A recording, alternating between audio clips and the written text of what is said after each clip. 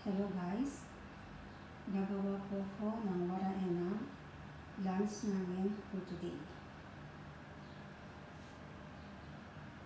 Ito po ang mga ingredients niyan: sun white rice, salt, black pepper, pomegranate, parsley, onion, and tomato.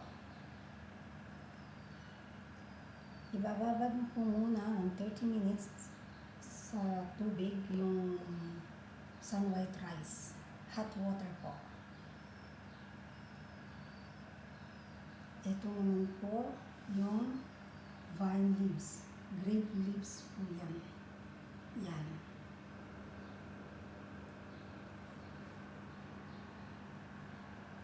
Pag nababad nyo na po sa tubig, yung bigas, pagsasama-samahin nyo na po yung tomato, small cut, onion, small cut, parsley, small cut, add the pomegranate sauce, black pepper, and salt, and mix together. Ayan po.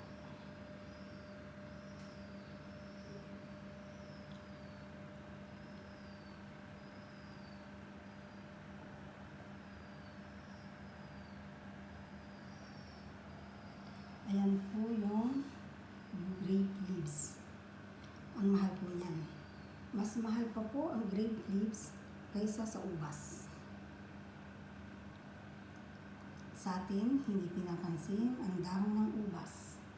Pero dito po, ginagawa namin yung waraena.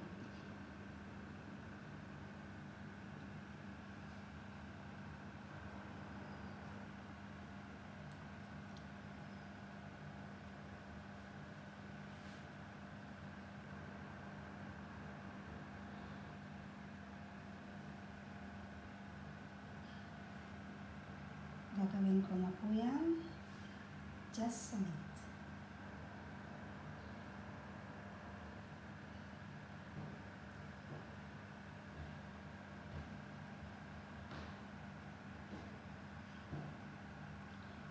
Pwede rin nyo po siyang lagyan ng green pepper